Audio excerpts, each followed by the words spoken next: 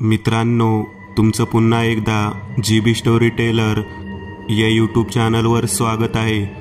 आजच्या आपल्या गोष्टीचं नाव आहे मृत्यूचा फेरा। लेखक जयेश झोमटे। पण गोष्ट सुरू करण्याआधी जर कोणी या चॅनलवर पहिल्यांदाच आलेले असाल तर त्यांनी ह्या चॅनलला सबस्क्राईब करायला विसरू नका। चला तर मग अजिबात वेळ न घालवता गोष्टीला सुरुवात करूया।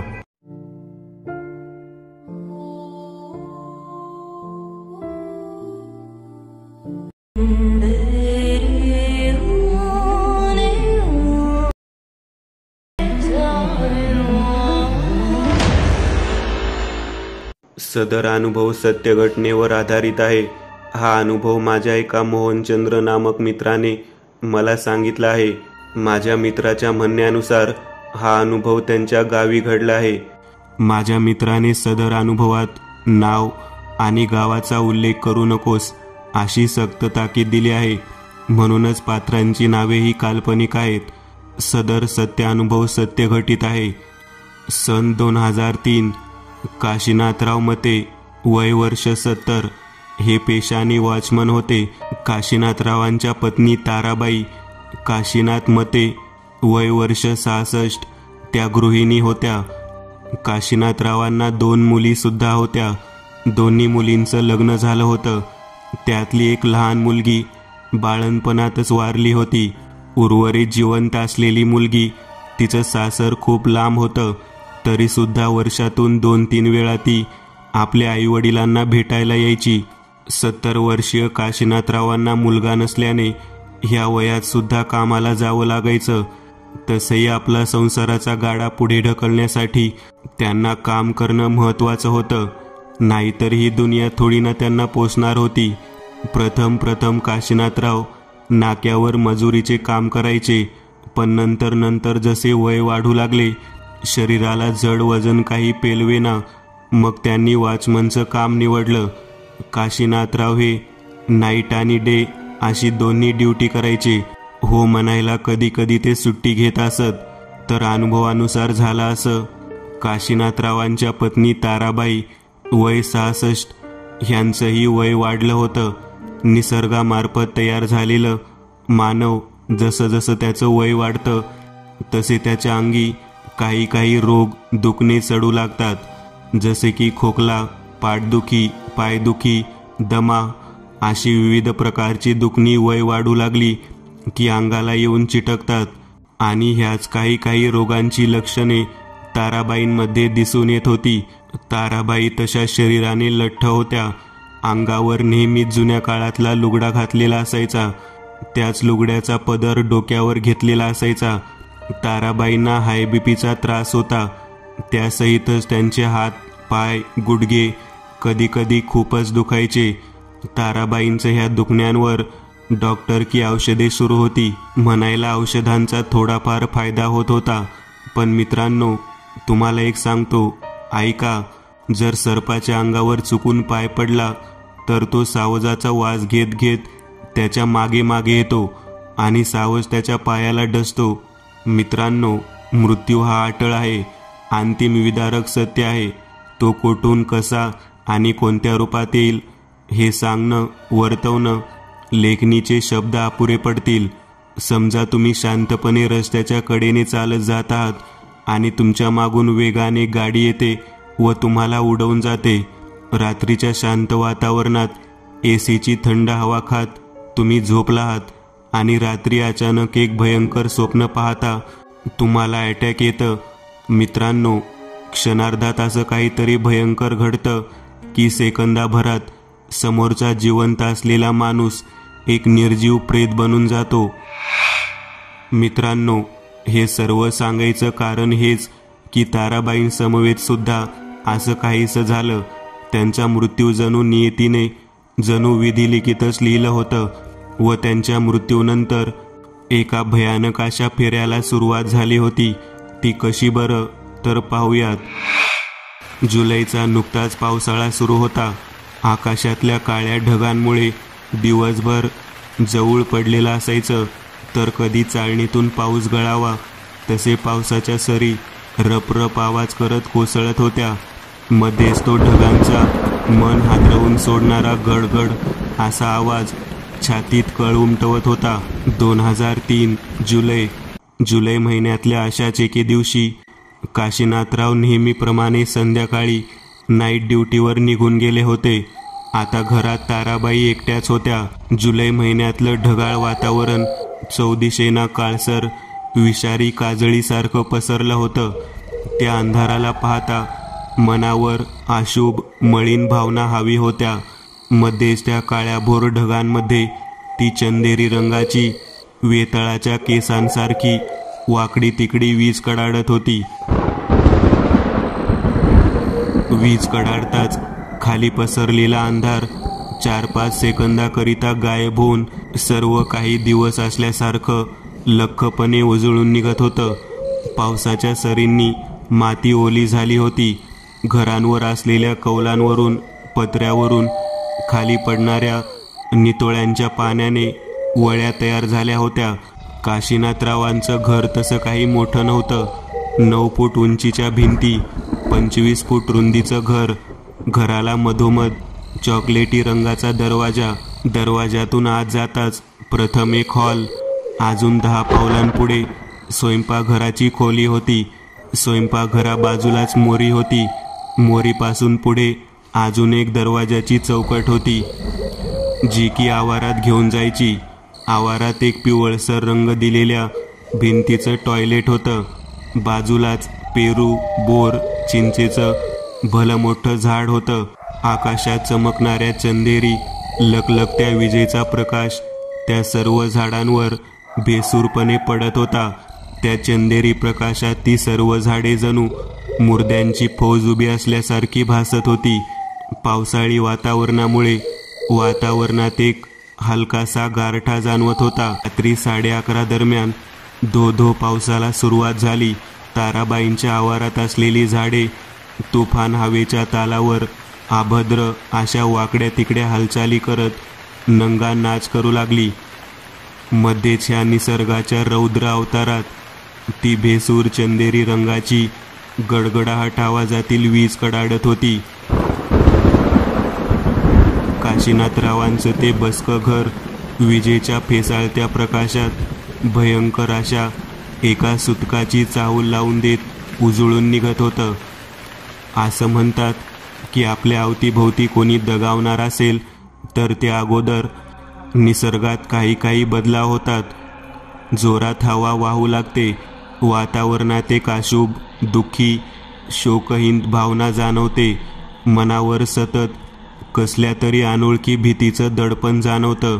मित्र हो, मी अशी फिलिंग खूप वेळा घेतली आहे. जेव्हा आमच्या गावी कोणीतरी मयत पावतं तेव्हा जोराची हवा सुटते. मनाला सतत एक अशुभता जाणवते आणि मग मनात तो भीतीदायक विचार येतो, ह्या बदलत्या वातावरणात कोणाचं तरी आगमन तर होत नसेल ना, ज्याला सोप्या भाषेत आपण मृत्यू देवता यम म्हणतो. तो यमच रेड्यावर बसून पृथ्वीवर मेलेल्या माणसांचा आत्मा नेण्यासाठी तर येत नसेल ना, ज्यामुळे निसर्गाचं रूप बदलतं. कोणास ठाऊक, पण जर हे सत्य असेल तर किती भयानक कल्पना आहे. नाही, असो, या पुढे पाहूयात. रात्रीचे 11:30 वाजले होते. आज पावसाला न जाणे काय झालं होतं. बंदुकीच्या नळीतून गोळी सुटावी तसा पाऊस वेगाने कोसळत होता. मध्येच काळ्या ढगांच्यात वेडीवाकडी नागिनीची कमनीय बांध्यासारखी चंदेरी वीज कडाडायची आणि काशीनाथरावांचं बसकं घर लख्ख चंदेरी चमकून उठायचं. पावसाच्या ऐन हजेरीने लाईट ऑफिसने सर्व 360 एरियाची पॉवर कट केली होती. सर्वीकडे एक विलक्षण असा अंधार पडला होता. लोक आपापल्या घरात मेणबत्ती टॉर्च पेटवून शांतपणे झोपली होती. पण लवकरच गावातल्या लोकांची झोप मोडणार होती. एक अनाकलनीय सुतकाचं वातावरण पसरणार होतं. काशीनाथराव कामाला निघून गेले होते. आता घरात ताराबाई एकट्याच होत्या. म्हणतात ना, मृत्यू कोठून आणि कसा, कधी, कोणत्या क्षणी, कशा प्रकारे येईल सांगता येत नाही. दिवसभर ताराबाई एकदम ठणठणीत होत्या. काहीच त्रास नव्हता. पण अचानक बदलत्या वातावरणामुळे म्हणा किंवा शारीरिक परिणामच म्हणा, 65 वर्षांच्या ताराबाईंना श्वास घ्यायला त्रास होऊ लागला. रक्तदाब अचानक वाढला गेला. मनात भीतीचा स्फोट झाला होता. बाहेरून जोराच्या विजा कडाडत होत्या. अवतीभोवती घरांमध्ये झोपलेली माणसे यापासून अजाण होती की ताराबाईंचा अखेरचा मृत्यूचा काउंटडाऊन सुरू झाला आहे. शेवटी मृत्यूची भीती कोणाला नसते. फुललेल्या श्वासांसहित ताराबाईंनी घराचा दरवाजा उघडला. पावसाचा जोर जरासा कमी झाला होता. हलक्या हलक्या थेंबाचा पाऊस पडत होता. मध्येच वीज कडाडत होती. ताराबाई घरातून बाहेर आल्या. श्वास फुलले होते. छाती वर खाली होत होती.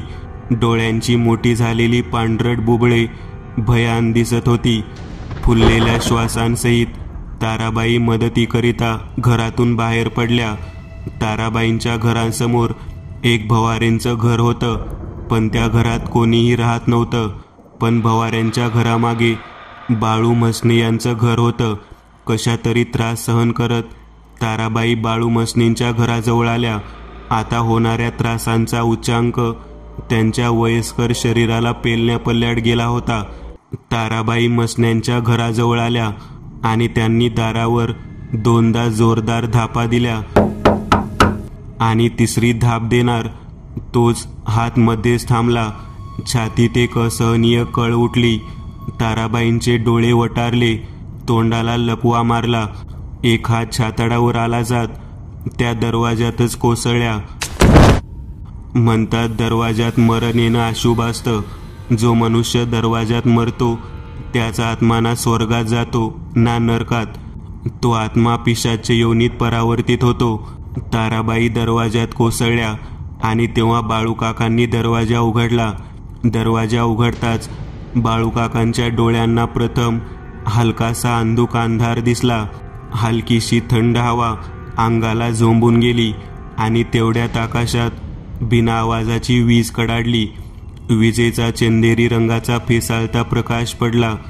त्याच प्रकाशात त्यांना दरवाजातल्या खालच्या पायरीवर एक स्त्रीची पोटावर पालथी पडलेली आकृती दिसली.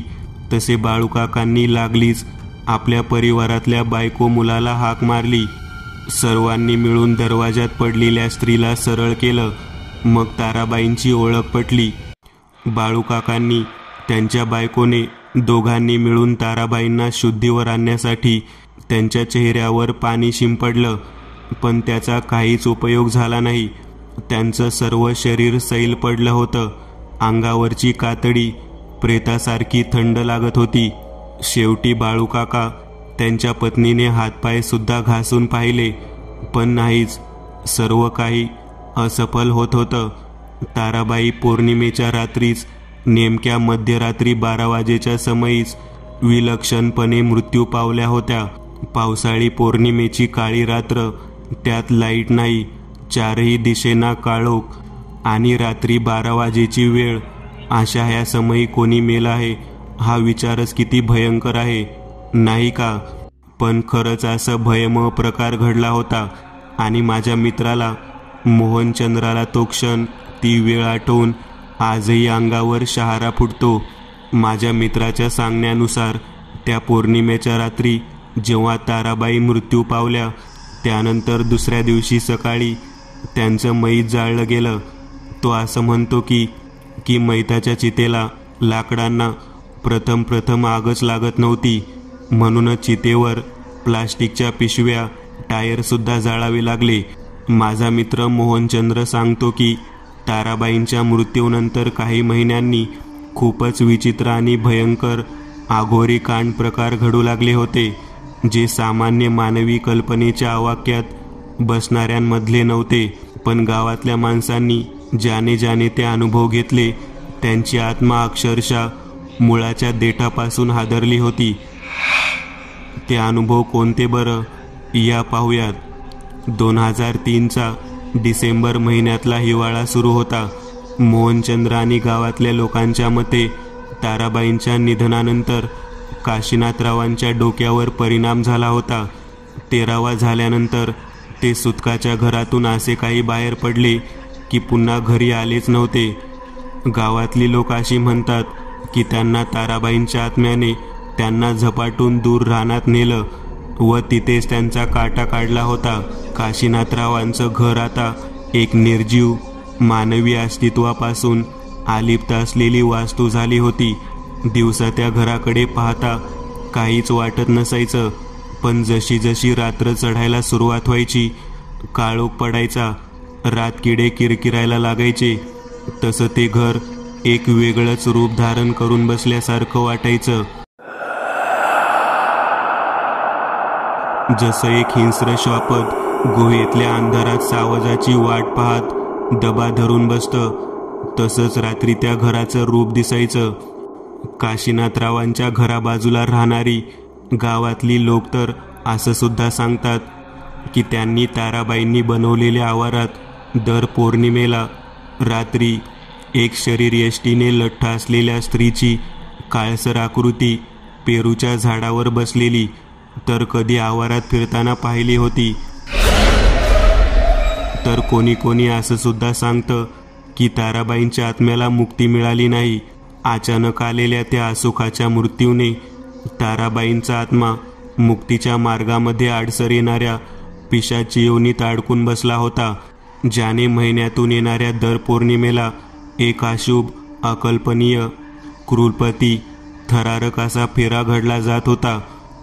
ज्या फेऱ्यात ताराबाईंचा रात्री 12 वाजता चुना पोतलेल्या चेहऱ्यासहित अंगावर हिरवा लुगडा आणि कपाळावर रुपया एवढा लाल भडक कुंकू असा अवतार घेऊन त्यांच्या घरातून रात्रीच्या स्मशान शांततेत बाहेर पडायचा आणि मुर्द्यासारखा चालत बाळूकाकांच्या घरापर्यंत जायचा आणि पायरीत उभं राहून तसाच मरण्या अगोदर जे 2 वेळा जोरात दार ठोठावलं होतं तसा जोरात दरवाजावर 2दा धाप धाप असा आवाज करत धाप द्यायचा. बाळूकाकांच्या घरातल्यांनी पौर्णिमेच्या रात्रीच 2-3 वेळा हा अघोरी प्रकार अनुभवला होता, परंतु दरवाजा उघडून बाहेर पाहिल्यावर नजरेला कोणीही दिसत नसायचं. पण नंतर जेव्हा या प्रकरणाचा अर्थ समजला तेव्हा बाळूकाकांच्या घरातल्यांची भीतीने पाचावर धारण बसू लागली. दर पौर्णिमेला ताराबाईंच्या आत्म्याचा फेरा सुरू होतो अशी ही भयानक आपोआ की सत्य हकीकत गावात वाऱ्यासारखी पसरली होती की दर पौर्णिमेच्या रात्रीला गावातलं कोणीही काशीनाथरावांच्या घराभोवतीहून जायची हिंमत करत नसायचं. पण होणाऱ्याला कोण टाळू शकतं. 2003 डिसेंबर, वार बुधवार, तारीख 18, पौर्णिमेची रात्र. आज पुन्हा एकदा पौर्णिमेची रात्र उगवली होती. आजच एक प्रत्यक्ष हृदयद्रावक, मनाचा थरकाप उडवणारा प्रकार घडला होता. ज्या भयंकर प्रकाराने गावातल्या माणसांची ताराबाईंच्या भूताबद्दलची भीती अजूनच वाढली जात, ताराबाईंबद्दलच्या मनातल्या भीतीचा उच्चांक कैक पटीने द्विगुणित झाला होता. हिराबाई, वय वर्ष 52, ह्यांचं घर काशीनाथरावांच्या घरामागे होतं. रात्रीचे 11:15 झाले होते.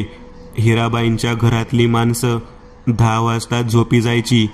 तसं त्यांच्या घरात म्हणायला त्यांचे पती रामदास, वय वर्ष 59, एक लग्न झालेला मुलगा पद्माकर, त्याची बायको मनीषा आणि एक बिनलग्नाची मुलगी रेखा राहत होती.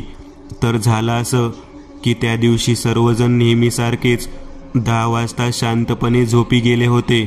पण पुढे जे काही विध्वंस नियतीने त्या सर्वांच्या वाटेत रचले होते ते घडताच यांची सोन्याची साखर सुखाची झोप सुतकात बदलणार होती. रात्री 11:15च्या सुमारास हिराबाईंना जाग आली. थंडीचा महिना असल्याने वारंवार लघवी येणं साहजिकच असतं. हिराबाई अंथरुणातून उठल्या. अंथरुणात त्यांच्या डाव्या बाजूला रामदासराव झोपलेले. कामावरून दमून आल्याने रामदासरावांची झोप गाढ असायची. उजव्या बाजूला हिराबाईंची लेक रेखा झोपली होती. हे तिघेजण घरातल्या हॉलमध्ये झोपायचे आणि उर्वरित एक खोली होती. त्या खोलीत पद्माकर आणि त्यांची बायको दोघे झोपायचे. हिराबाई झोपेतून उठल्या डोळ्यांवर झोपेचा अंमल अद्याप जाणवतच होता. म्हणतात की माणूस गाढ झोपेतून उठल्यावर त्याला कसल्याच गोष्टींची जाणीव राहत नसते. मेंदू एकदम बधीर झालेला असतो. मग काही वेळाने अचानक त्याला सर्व गोष्टी आठवतात. तसंच काहीसं हिराबाईंसोबत झालं. आज पौर्णिमा आहे हे हिराबाई झोपेच्या अंमलाखाली असल्याने विसरल्या होत्या. अंथरुणातून उठून हिराबाई हॉलच्या दरवाजापाशी पोहोचल्या. मग त्यांनी अडसर काढून तो 2 झापांचा काळाकुट्ट दरवाजा उघडला. त्या रात्रीच्या स्मशान शांततेत दरवाजाच्या बिजागऱ्यांचा एक विक्षिप्त आसुरी श्वापत खुदकन हसावा तसा करकरण्याचा तो भयमय आवाज झाला. त्या आवाजाने हिराबाईंच्या मुलीची म्हणजेच रेखाची झोप चाळवली गेली. अंधुकशा डोळ्यांनी रेखाने दरवाजाकडे पाहिलं. तिच्या ब्लर नजरेला आपली आई दरवाजातून बाहेर जाताना दिसली. रेखा एकटक डोळे उघडे ठेवून दरवाजाकडेच पाहत होती. हिराबाई दरवाजातून चालत बाहेर आल्या. डिसेंबर महिन्यातली थंडी पडली होती. हलक्याशा धुक्याचे पांढरे पुंजके वातावरणात पांढऱ्या कापडात गुंडाळलेल्या प्रेतासारखे फिरत होते. आकाशात काळ्या ढगांचा एकही अंश शिल्लक नव्हता. त्या नग्न आकाशात तो पौर्णिमेचा दुधाळ चंद्र उगवला होता आणि त्याच दुधाळ चंद्राचा प्रकाश या धर्तीवर 4ही दिशेंना पडला होता. किरकिर आवाज करत रातकिडे ओरडत होते. मध्येच कुठून तरी कोणत्या तरी झाडावर बसलेल्या टिटवीचा आवाज येत होता. रातकिडे आणि टिटवी त्या दोघांचाही तो अभद्र आवाज 12 वाजता त्या स्मशान शांततेत एका विलक्षण अशा भयानक ध्वनिंकित सहित गुंजत वाजत होता. हिराबाईंनी आपले नित्यकर्म उरकले आणि घरात जाण्यासाठी वळलेल्या की तोच डोक्यात अचानक तो विचार आला, अरे आज तर पौर्णिमा आहे. एका क्षणात हिराबाईंच्या मनात ताराबाईंच्या भूताचे ते भयंकर किस्से नजरेसमोरून तरळून गेले.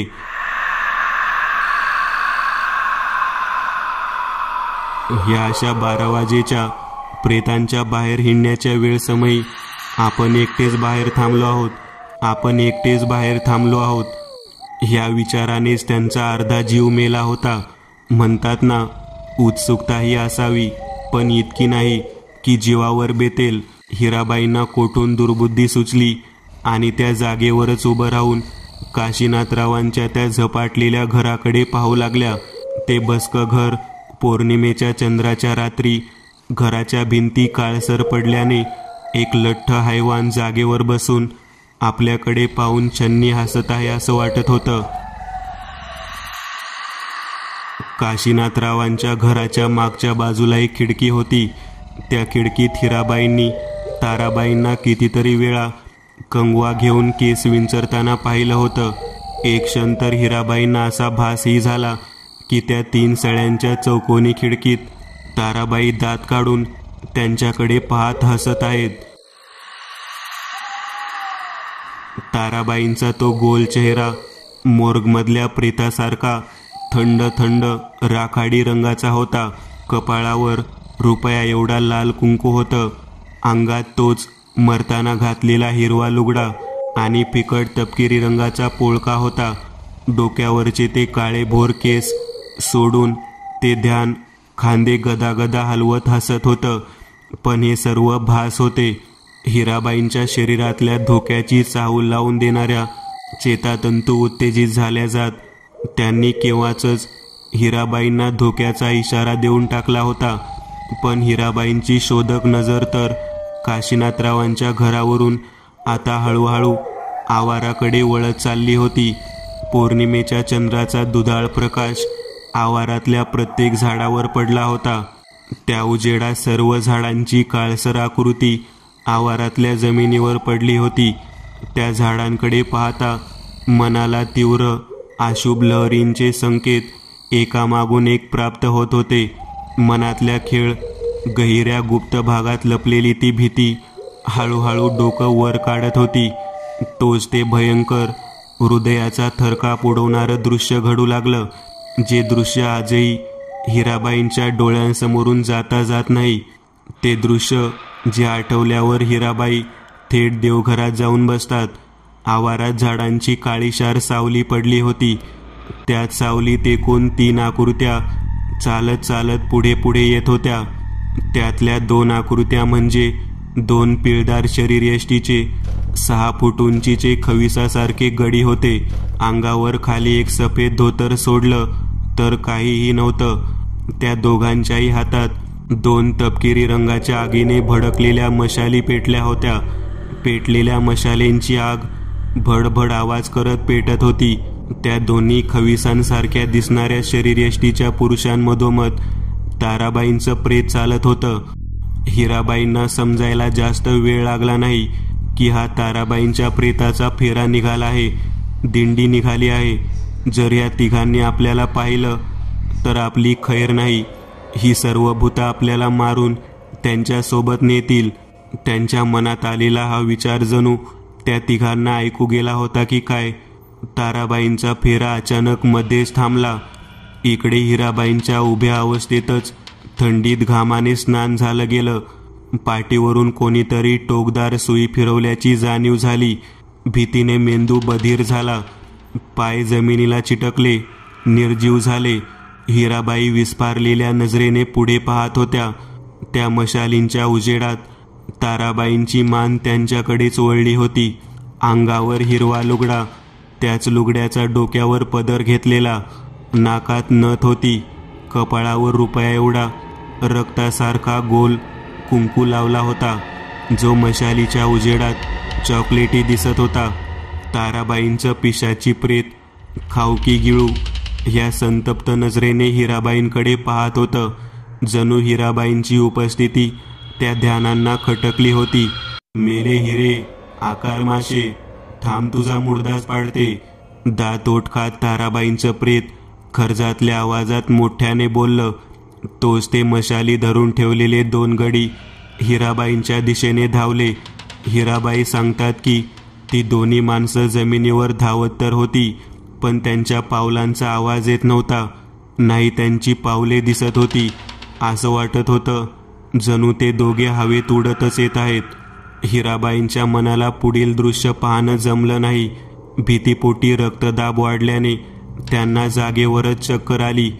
त्या धाडकन जमिनीवर कोसळल्या. 10-15 मिनिटे झाली तरी आपली आई वापस का आली नाही. इतका वेळ अंथरुणात एकटक जागी असलेल्या रेखाच्या मनात विचार आला. तशी ती अंथरुणातून उठली आणि एकटीच उघड्या दरवाजातून बाहेर आली. बाहेर येताच तिच्या नजरेला आपली आई बेशुद्ध अवस्थेत जमिनीवर पालथी पडलेली दिसली. रेखाच्या मनात भीतीचा स्फोट झाला, पण प्रसंग सावधान बाळगत ती पुन्हा घरात आली. तिने प्रथम आपल्या वडिलांना, मग तिच्या मोठ्या भाऊ पद्माकरला उठवलं. आई चक्कर येऊन अंगणात पडलीये असं रडत रडत सांगितलं. रामदासराव, त्यांचा मुलगा पद्माकरने हिराबाईंना घरात आणलं. त्यांच्या चेहऱ्यावर पाणी मारलं. तशा त्या झटक्यात शुद्धीवर आल्या. काही वेळ अगोदर घडलेला प्रसंग डोळ्यांसमोर पुनरावृत्ती होत दिसला. त्यांनी लागलीच आपल्या घरातल्यांना ती घडलेली हकीकत सांगितली, जी ऐकून त्यांच्यासुद्धा चेहऱ्यावर भीतीचे भाव पसरले होते. दुसऱ्या दिवशी 2003 19 डिसेंबर गुरुवार. हिराबाईंना कडकडून ताप भरला होता. शरीर असं काही तापलं होतं की जणू भट्टीतून बाहेर काढलं आहे. अंगाला थंडीने हादरे बसत होते. हिराबाईंना काल रात्री ताराबाईचं भूत दिसलं. ही बातमी गावातल्या खालच्या आणि वरच्या दोन्ही आळीत वाऱ्यासारखी पसरली. हिराबाईंच्या घरासमोर लोकांची मैत झाल्यासारखी सुतक पसरल्याप्रमाणे गर्दी जमली होती. हिराबाईंना डॉक्टर येऊन तपासून गेले. हिराबाईंच्या घरासमोर लोकांची मैत झाल्यासारखी सुतक पसरल्याप्रमाणे गर्दी जमली होती. हिराबाईंना डॉक्टर येऊन तपासून गेले. जाताना गोळ्या दिल्या, पण औषधाने हिराबाई बऱ्या होणार नाहीत हे गावातली लोक बोलू लागली. हा त्रास भूतबाधेचा आहे. हिरामावशीला भूताने झपाटला आहे. हिरामावशीला बरं करायचं असेल तर भक्त्याला बोलवावं लागेल. आता या गोष्टीचा काय तो एकदाचा सोक्षमोक्ष लावून टाकूयात, असं गावकऱ्यांनी जणू चंगच बांधला होता. शेवटी गावच्या सरपंचांच्या ओळखीत एक भक्त्या बाबा होते. सरपंचाने त्याच भक्त्या बाबाला हिराबाईंच्या घरी आणलं. भक्त्या म्हणायला एक 70-80 वर्षाचा पोकळ देहाचा म्हातारा होता. अंगात फुलबाह्यांचा शर्ट आणि खाली एक 2 झापांचं धोतर होतं. त्यासोबत एक चॉकलेटी रंगाची कापडी पिशवी आणली होती. त्या पिशवीत भूत उतरवायला लागणाऱ्या वस्तू होत्या. भक्त्याला हिराबाईंनी काल काय काय पाहिलं ते सर्व तंतोतंत वर्णनासहित सांगून झालं होतं. तसे भगत बाबा म्हटले, बेकार फेरा पाहिला हिने. ती मेलेली बाई जाम ताकदवर वाटते. आजच्या आज उपाय करायला लागल, नाहीतर रात्रीपर्यंत दगावू शकते हिराबाई. भक्त्या बाबा बोलले. त्यांच्या त्या वाक्यावर रामदासरावांनी भक्त्या बाबांचे पाय धरले आणि बायकोला वाचवण्याची विनंती केली. गावातल्यांना सुद्धा हा त्रास होत होता. शेवटी जमलेल्या गावकऱ्यांनी सुद्धा हात जोडले. सरपंचांनी सुद्धा बाबांना मदत करा म्हणून विनंती केली. भक्त्या बाबांनी ठीक आहे म्हणत उपाय करायला घेतले. भक्त्या बाबाने पिशवीतून एक काळी बाहुली बाहेर काढली. ती रामदासरावांकडे देत बाहुली दरवाजात बाहेरच्या दिशेने लावायला सांगितली. मग भक्त्या बाबा ताराबाईंच्या आवारात आले. काल रात्री हिराबाईंनी जिथे ती तिघीजण पाहिली होती त्या जागेवरची माती गोळा केली आणि त्या मातीपासून 10 इंचांच्या 3 बाहुल्या बनवल्या. त्या तिन्ही बाहुल्यांना लाल पिवळे मंतरलेले गोळे गुंडाळले. सामान्य नजरेला जरी तो साधारण दोरा दिसत असला तरी त्यात एक अदृश्य दैवी शक्तीचा अंश दौडत होता. भगत बाबांनी त्या 3 बाहुल्या सरपंचांकडे सोपवल्या व बोलू लागले, सरपंच, ह्यातल्या 2 बाहुल्या फेऱ्याची वाट दाखवणारे फिराटे पिशाचे आहेत. ह्या 2 बाहुल्या आताच मसनात गाडा, म्हणजे ते रात्री परत इकडे फिरणार नाहीत. मसनातच अडकून राहतील आणि मसनातून घरी येताना मागं वळून पाहायचं नाही. भक्त्याने दुसरी एक बाहुली दाखवली. ही बाहुली ताराबाईंची आहे. ही बाहुली आताच वाहत्या नदीच्या पाण्यात सोडून या, म्हणजे या सटवीला मुक्ती भेटेल. आणि नदीवरून येताना मागं वळून पाहायचं नाही. आणि घरी आल्यावर घराबाहेर आंघोळ करायची, मगच घरात शिरायचं. भगत बाबांनी उपाय सांगितले होते तसे अर्धे गावकरी स्मशानात गेले. त्यांनी 2 बाहुल्या, त्या 2 मातीच्या बाहुल्या मसनात गाडल्या, तर अर्धे नदीवर गेले. त्यांनी बाहुली नदीत सोडली आणि मागे न वळून पाहता घरी निघून आले. हळूहळू आठवड्याभरातच हिराबाईंच्या प्रकृतीत सुधारणा झाली आणि पुढच्या वर्षीपासून पौर्णिमेला निघणारा ताराबाईंचा फेरा पूर्णपणे बंद झाला. त्यानंतर कोणालाच तसलं काहीच भुताटकीचा प्रकार जाणवला नव्हता. गावकऱ्यांच्या आणि हिराबाईंच्या दृष्टचक्राचा अंत झाला होता. पण हा मित्रांनो, जर तुम्हालाही कधी रात्री 12 वाजता 2 मशाली घेतलेली माणसं दिसली तर त्यांच्याकडे पाहू नका बरं का. काय माहीत तुम्ही फेरा पाहत असाल. मित्रांनो, आज पुरतं एवढंच. तुम्हाला जर काही गोष्ट आवडली असेल तर नक्की लाईक करा. तुमच्यापैकी बरेचसे जण व्हिडिओ लाईक न करताच पळून जातात. पण हा जर व्हिडिओ तुम्ही लाईक केला तर मला जरा बरं वाटेल आणि असेच भारी भारी व्हिडिओ बनवायची माझ्यात एनर्जी येईल. त्यामुळे नक्की लाईक करा. आणि अजूनही कोणी या चॅनलला सबस्क्राईब केलेलं नसाल तर लगेच सबस्क्राईब करून टाका. आणि बाजूची घंटी ती मात्र दाबायला विसरू नका. देवाची घंटी आहे ती. चला तर मग पुन्हा भेटूया अशीच एक आगळी वेगळी गोष्ट घेऊन पुढच्या